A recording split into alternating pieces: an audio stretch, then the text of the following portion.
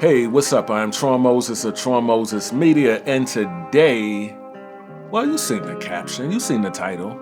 Today, I want to talk about why I'm getting rid of this lens, the Sigma 35mm 1.4 Art.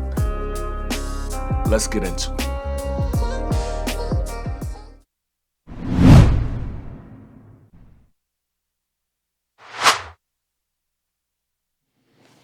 All right, y'all. So, like I said, you've seen the title, you've seen the intro. Let's get into it. This lens I purchased over a year ago. I may have had it about 2 years. I bought it off Facebook, used. This guy let me send him 300 up front. Then I got the lens and I sent him the other 300. But I ain't gonna lie to you, after he did that, I told him don't ever do that again. I waited till I got the lens. Now, I wasn't gonna tell him that before he sent it. I waited till I got the lens and I told him don't ever do that again because somebody will rob you and not pay the other half. Some people will do that.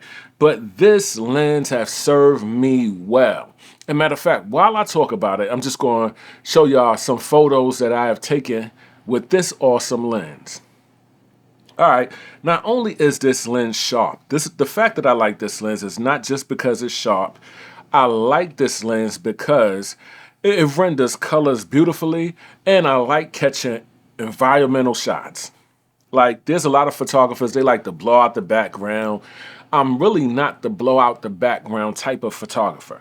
I don't have to have the black background all blurred out, as long as it's just a little blurry, where my subject pops out from the background. That's the type of photographer I am. So most of the time, well, let me just say this. It changes with me. It changes with me. See, I have a 135. I have a 135. Other than that, I have a 105, but it's a 2.8 macro. I just use that for headshots. I have a 85, and I'm just telling y'all the long focal length. I have an 85 as well. But lately, my photography has changed where I like to get full body. Now, if you'd have seen my photos years ago, everything was like almost waist up because I was using the 50 and that's how I was using it. But now that I got the 30, when I got the 35, I liked getting environmental shots. I like getting scenery. I like getting head to toe. I like getting all of that in a shot. This is a great lens. That is not why I'm getting rid of it. This is a great lens. You know, for a long time, the 50mm was my favorite lens. But then I got this, and it just made me start, doing different stuff. Like, really because if I'm going to shoot, okay, say I'm going to shoot downtown, right? Downtown in any city. I don't want to shoot the 135 and blur out the background. If I'm going to shoot downtown where there's buildings and stuff at, I want to get environmental shots. And even wider than that now, I'm really starting to use my 20mm. The 20mm is on this camera, actually. I'm going to show y'all a photo I took with the 20mm, and I really like that 20mm feel. I like how that looked. So now I'm more of a wider lens type of photographer. Not that I'm getting rid of the other lenses. But this baby has served me well. I've used this over 2 years.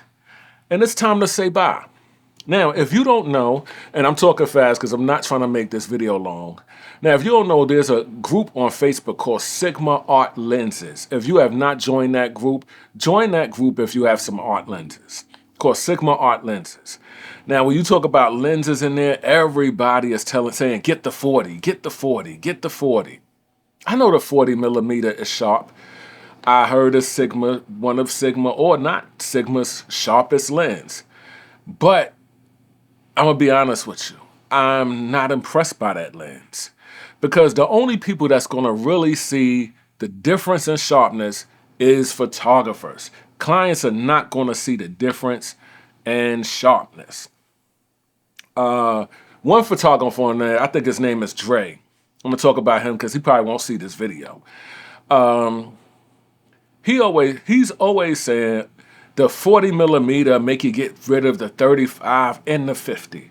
But I was never trying to get rid of the 35 and the 50. I would never buy the 40 millimeter because the 40 millimeter is close to the 50 and it's close to the 35. I don't want that. All right? It may be a sharp lens, but I decided to go another route. The reason I am getting rid of the 35 millimeter 1.4 art is because I decided to buy the 35 millimeter 1.2 art. Now, T-Mid, in case he see this video, maybe or maybe not, but T-Mid know for a long time I've been talking about I'm gonna get this lens. And I finally did it. Now, the thing that I'm trying to figure out is, do I need two 35s? Well, tried to figure out. I don't believe I need two 35s. Because if I need 35 1.4, I can make this go 35 1.4. So Tron, why did you buy this lens when you already have this lens? One, because it's 1.2, it allows it more light. I can use this at weddings. Two, that's one. Two, this is sharper than this. All right? I do like sharpness. I don't want the 40, but I do like sharpness. And I'm going to tell you why I like this over the 40 and why I like this over this. One, this is sharp. Two, the background blur is insane. This lens produces a look. Now, anybody that has been paying attention to this lens or even has this lens know that this lens produces a look that this lens cannot produce, or the 40. So I don't care if the 40 is sharper than this. I like the look of this. Now, it's not an insane background blur, but it's just enough where the subject is three-dimensional and the subject pops out from the background. It's a look. I can't even explain it. That's the best way I can explain it to y'all. It's a look that this lens produces. This lens can never produce. The 40 millimeter to me, all the 40 millimeter has is sharpness. This has sharpness and a look. Do that sound crazy, y'all? It has sharpness and a look. Now, if any of y'all know what I'm talking about, because photographers watch my videos, I don't expect people that's not in photography to comment on what I'm about to say. But photographers, if you know what I'm talking about, please comment. This lens produces a look.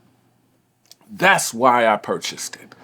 That's why I don't want the 40. I have never wanted the 40 millimeter lens. I know it's sharp. I know it's sharper than my 50. I knew it was sharper than this lens, and I still never wanted it. I could have bought that. I would have spent less money buying the 40 than paying for this. And then I could have made more money selling this and then selling the 50. But I wanted this lens because this lens produces a look. This might be the best 35 millimeter on the planet. And you could feel the weight difference. You could even see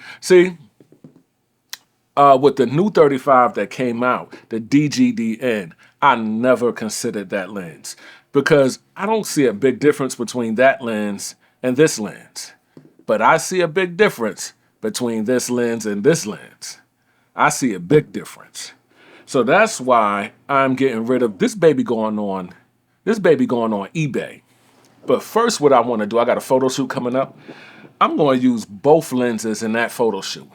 Now, understand the reason for that. I'm just showing y'all, I'm going to do that to show y'all there's a different look. I'm not doing that to show y'all this is a better lens because I could tell y'all that and it's actually the truth. We know that this lens is better than this lens, but I'm going to do the video to show y'all it's way better and it produces a look. That's what I should call this video. It produces a look. All right, so that's what we're going to do. Not that this ain't a great lens. This is a great lens. Let me tell you, I have taken some amazing photos with it. I've seen other photographers who have taken amazing photos with it. That's why I even wanted this. I was like, hold up, I could get more scenery and I'm getting good pictures. This was the first art lens ever created. This thing is old. This is a dinosaur in the world of photography. This thing is ancient and it's still taking beautiful photos, all right? In the right hands. Okay, so look, I am Tron Moses of Tron Moses Media, and that's all I wanted to talk about. I'll catch y'all on the next one. I gotta go.